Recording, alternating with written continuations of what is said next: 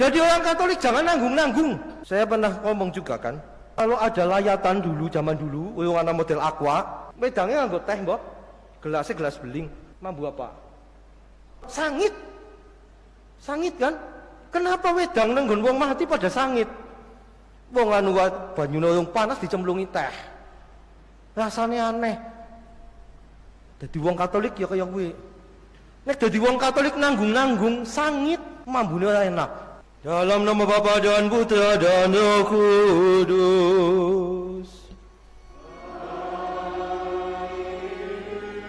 Tuhan bersamamu.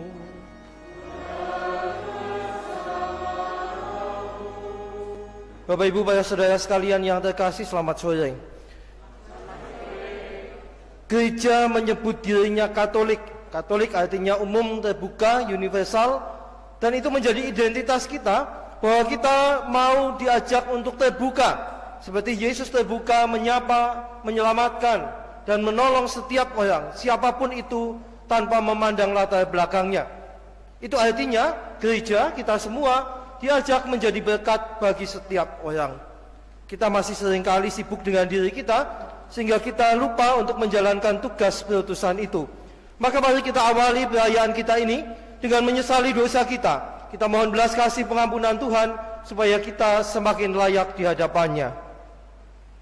Saudara sekalian, saya mau cerita tentang teman saya, si Pak Ijo. Pak Ijo ini seperti anak-anak sekarang yang apa-apa sekolahnya online. Ternyata bukan hanya sekolah yang online, tapi game online-nya itu juga makin berkembang.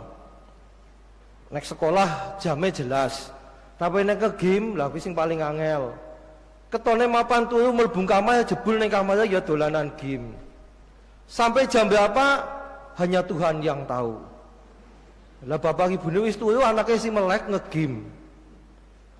Ketika diingatkan, mbok mandek nge-game. Saya juga pernah mengingatkan, mbok mandek. Gak bisa mau yang ini nih, kalau belum waktunya berhenti gak bisa mandek. Lah yo kok milih game sing kaya kue. Tapi itulah yang menjadi kesenangannya. Ibunya memperhatikan bahwa anaknya ini sing bagus dewek iki lagi seneng nge-game, seneng dolanan HP. Lalu ibunya mengatakan, "Jok, ge, daripada mung dolanan HP dewek kaya kue, apa maning dolanane kalau turun kok matamu rusak, kayak mbok deleng. Kae tim nang gereja tim multimedia mbok ngewangi bae nganah." Kayak gitu itu. Pak Ijo apa jawabannya? Wegah. Aku tak nonton bae kang omah. Duh, daripada kowe mung dolanan, nek kowe memang bisa teknologi mbok ana ngewangi, wegah. Kenapa sih?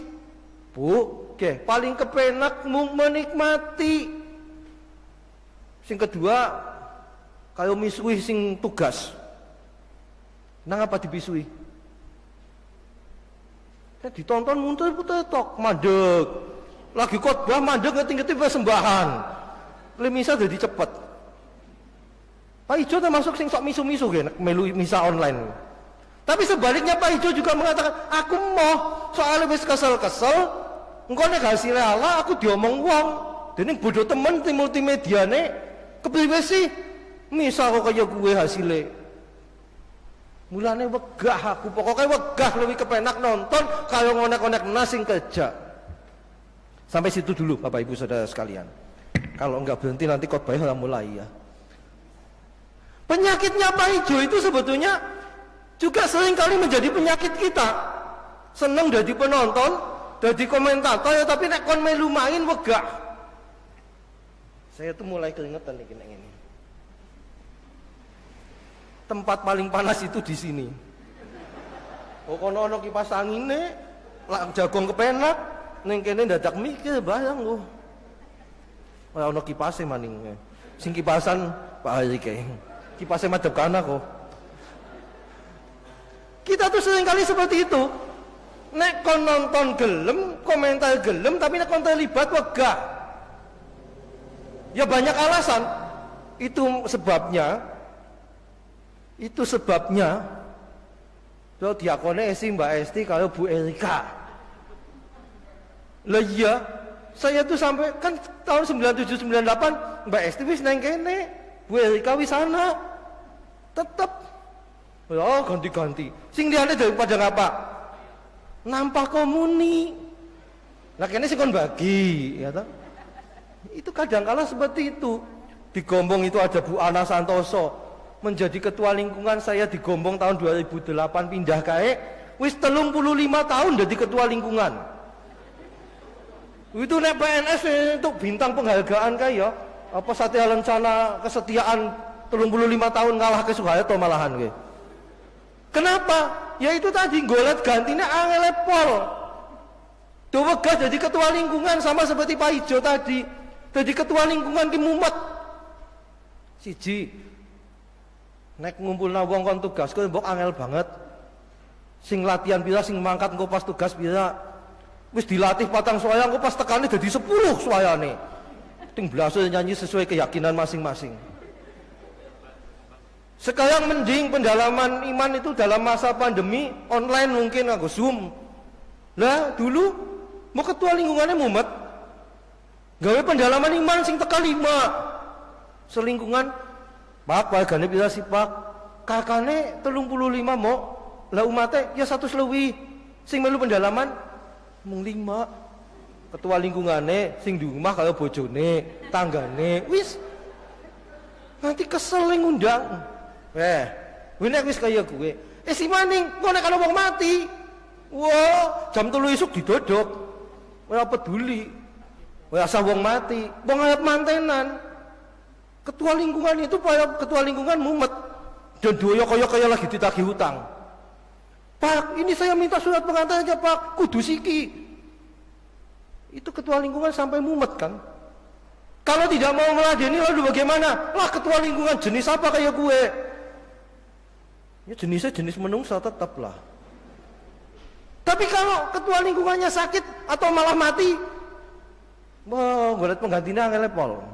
Itu penyakitnya si Pak Ijo. Memang Bapak Ibu Saudara sekalian, tim multimedia itu saya paham kemarin itu cerita opole kecepatannya semung sitik kon jaluk sing apik kepriwe. Memang sinyalnya yang tidak bagus, jadi aja dionek-onek nasing neng kono. Tapi kadang-kala kita begitu mudah melakukan itu. Padahal Bapak Ibu Saudara sekalian, kita ini benih yang ditanamkan oleh Allah. Diharapkan benih ini tumbuh sedikit demi sedikit. Oh ya keton tumbuh, ya pancen. Ada Bapak Ibu Saudara sekalian yang bisa melihat bagaimana tanaman tumbuh? Enggak. Mulanya aku paling sengit ana wong babadi tanduran. Nukulna ora bisa babadi kepenak temen. Mau membangun kandang ayam, babatu itu. Wih loh. Wis segeden-geden dibabat mung gawe kandang ayam. Mbok ayame nggon kandang sing nggon liya kan bisa. Coba tanaman yang gede itu tadi ditumbuhkan, nggak bisa. Sama ketika di seminari tinggi dulu, ketika seminari menengah saya 1 tahun itu ya, seminaris itu kan gampang kencoten. Makanan di seminari biasanya terbatas, makanya Bapak Ibu yang punya anak di seminari kalau pulang itu perbaikan gizi, makanya akeh. Kami itu kadang-kadang jalan-jalan di kebun nemu kates gandul, biasa kan di pet. Di Matoyudan itu konangan budaya yang bagian kebun. Oh kami nggak dimarahi kok. Oh nggak apa-apa, tapi tolong kembalikan ke pohon. Mbok luwi mumet. Diomai sih mending, rampung lah balik nak. Kates bang wit sih kepriwe. Kami itu sebetulnya diajarkan juga untuk mengingat bahwa kita itu harusnya menghasilkan sesuatu bukan hanya konsumtif. Kalau seperti Pak Ijo tadi itu konsumtif, sing penting aku nonton, ngonek-ngonek wong, ya pancen kepenak. Tapi bagaimana tumbuh berkembang benih dalam diri kita sampai akhirnya menghasilkan buah, dan buah itu bisa dinikmati oleh orang lain.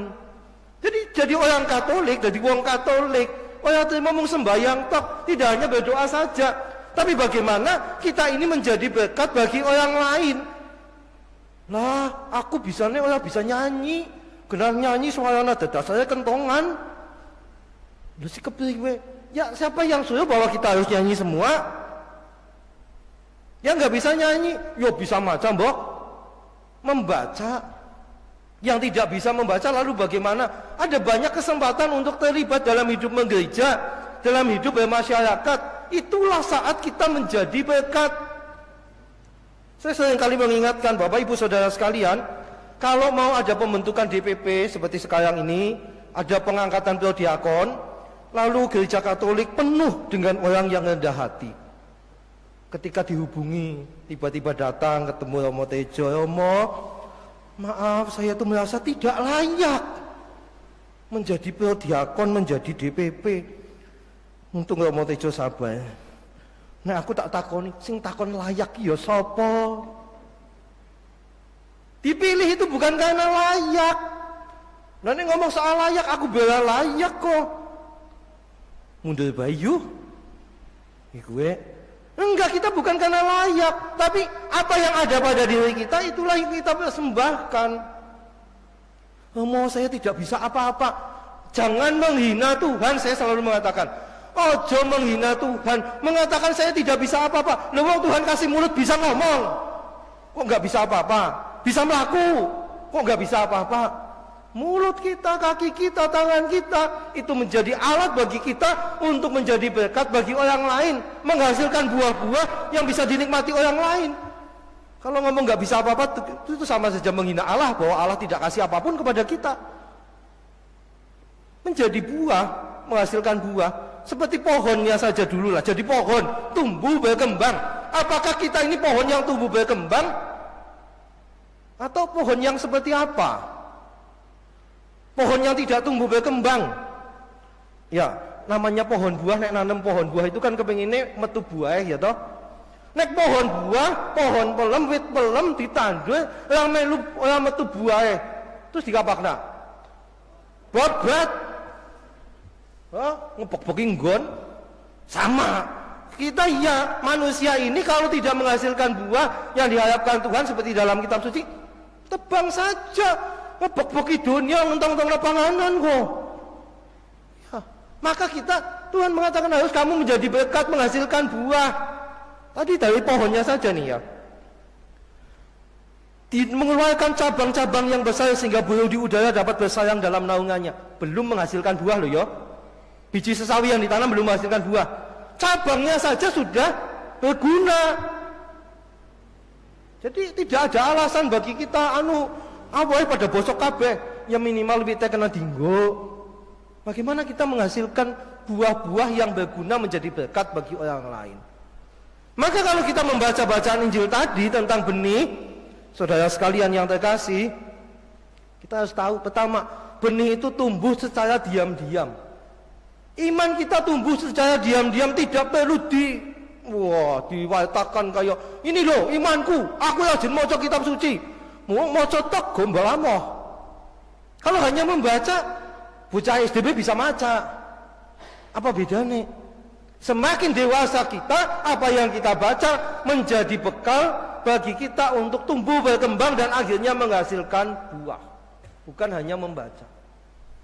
Banyak kali kita menemukan model-model kembang api, membuat acara yang heboh-heboh, tapi setelah acara itu selesai, tidak ada efeknya apapun untuk kita.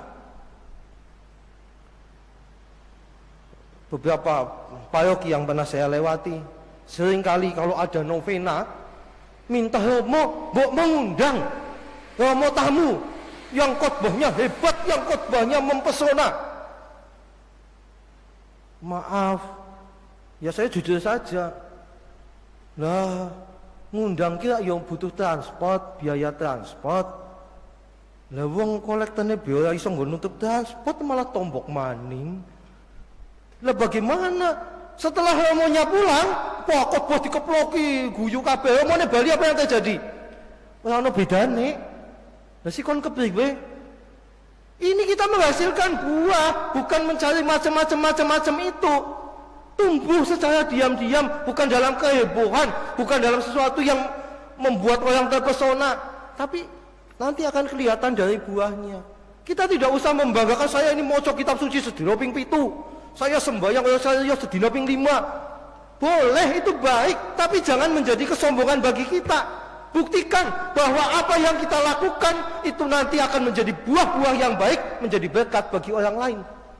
Maca kitab suci ping 7, sembahyang orang selio ping 5, tapi tidak menjadi berkat bagi orang lain. Bukan itu yang diharapkan Allah kok. Jelas di situ dalam bacaan Injil tadi, bukan saya yang ngomong, Injil yang ngomong, menghasilkan buah. Maka pertanyaan bagi kita, buah macam apa? Atau apakah kita sudah berbuah? Dan buah macam apa yang sudah kita hasilkan? Buah yang baik, buah yang kecut, buah yang bosok sebelum waktunya, buah sing ora sida mateng kagol. Itu ada kan? Maka menghasilkan buah baik, jadi berkat, bisa dinikmati oleh banyak orang. Itu harapan Allah. Jadi orang Katolik jangan nanggung-nanggung. Saya pernah ngomong juga kan, kalau ada layatan dulu, zaman dulu, orang model aqua, kan di wedangnya nganggo teh mbok, gelasnya gelas beling. Mambu apa? Wayang bukcok sangit. Sangit kan? Kenapa wedang nang nggon wong mati pada sangit? Wong anu banyune urung panas dicemplungi teh. Rasane aneh. Dadi wong Katolik ya kaya kuwi. Nek dadi wong Katolik nanggung-nanggung sangit, mambune ora enak. Diombe ya ora kepenak. Ning weteng gawe mules, gawe enek. Maka jadi orang Katolik harus menghasilkan buah, sampai menghasilkan buah. Jangan hanya setengah-setengah. Itu yang diharapkan Allah, itu yang dirindukan oleh Allah, supaya benih yang ditanamkan pada diri kita, benih kerajaan Allah, lalu menghasilkan buah. Di masa pandemi, ini besok gerejanya tutup maning, mulai Senin. Kalau kita tetap menghasilkan buah, bisa kalau kita sudah bisa memang. Walaupun terpaksa hanya ngikuti online, tapi iman kita tetap ditumbuhkan. Nanti ketika sudah boleh offline lagi, yuk pada menggereja, itu iman yang menghasilkan buah. Bagaimana di tengah situasi pandemi kita menjadi berkat bagi orang lain, itu iman yang menghasilkan buah. Maka sekali lagi Bapak Ibu Saudara sekalian, pertama kita bersyukur kepada Allah sudah menaburkan benih iman dalam diri kita. Tapi yang kedua, kita mohon supaya kita membuka diri kita, menerima benih itu, membiarkan dan ikut memupuk benih itu supaya tumbuh, berkembang dengan baca kitab suci, berdoa, mengikuti sakramen-sakramen, bukan hanya nonton misa online, tapi ikut sambut komuni, dan akhirnya menghasilkan buah. Buah bukan untuk diriku, diri kita, bukan untuk hanya untuk gereja, tapi untuk setiap orang. Ini gereja Katolik tadi saya katakan. Kabeh semua bisa menikmati buah-buah iman kita. Amin. Pengumuman saya bacakan sendiri saja. Mohon perhatian karena ini penting. Berdasarkan rapat para pemuka agama, Bapak Bupati, Wakil Bupati, Sekda, Dandim, Kapolres, Kepala Kejaksaan, Kepala SKPD se-Kabupaten Kebumen dan macam-macam itu, berkaitan dengan kegiatan peribadatan dalam rangka penanganan pandemi COVID-19 pasca Lebaran dan hasil rapat Dewan Pastoral Paroki Harian, disepakati bahwa pertama, mulai Senin tanggal 14 Juni besok sampai dengan tanggal 28 Juni, misa harian, mingguan, misa stasi, misa wujud khusus, misa-misa yang lainnya, juga khusus persiapan hidup berkeluarga, baptisan bayi, dan semua pelayanan rohani lainnya ditunda. Mulai 14 sampai 28, yang pasti tidak ada misa di gereja. Misa harian dan mingguan akan dilaksanakan secara online pada hari Senin sampai Sabtu harian pukul 18 jam 6 sore. Dan misa minggu pagi jam 7 pagi di YouTube Paroki Yohanes Maria Vianney Kebumen. Jadi ini memang ditiadakan, silakan mengikuti di situ. Yang ketiga, rencana pelantikan pengurus lingkungan 3, 4, 5, dan 7 yang rencananya diadakan bulan ini, dengan ini juga ditunda sampai ada pemberitahuan selanjutnya. Tapi sudah mulai bekerja boleh. Yang keempat, pelayanan sekretariat paroki berjalan seperti biasa, tapi jangan berbondong-bondong datangnya. Yang kelima, kita tetap mengharapkan doa, dukungan, dan kerjasama demi keselamatan bersama. Dan kita mohon semoga kita boleh segera keluar dari pandemi ini. Bapak Ibu yang sudah vaksin tetap berhati-hati, karena vaksin itu tidak menjamin segala-galanya. Saya sudah mengukur setelah vaksin, antibodi saya 32, Romo Kristi Mahindra 32, Romo Ari Setiawan itu hanya 10, Romo Budianto 17. Kami berempat mencoba melihat, yang bayar juga, tapi kami jadi tahu. Pak Sugeng, suaminya Bu Wulan yang memfasilitasi kami itu 7, Bu Dokter Wulannya malah 5. Jadi masing-masing beda. Itu akan menentukan daya tahannya juga. Adik saya tadi siang dinyatakan positif COVID juga, padahal dia autoimun. Tadi jam 12-an dia memberitahu saya positif. Maka mohon hati-hati, tetap hati-hati walaupun sudah vaksin. Ini demi kebaikan kita bersama. Anda silakan mengikuti berdoa di rumah masing-masing. Itu saja pengumumannya, tidak ada pengumuman lain karena kegiatan itu semua dibatalkan. Maka pengumumannya cuma ini. Terima kasih atas kebersamaan dan doa-doa kita. Kita diajak untuk selalu terlibat menghasilkan buah-buah kebaikan menjadi berkat bagi sesama. Kita mohon berkat Tuhan menutup perayaan kita. Tuhan bersamamu.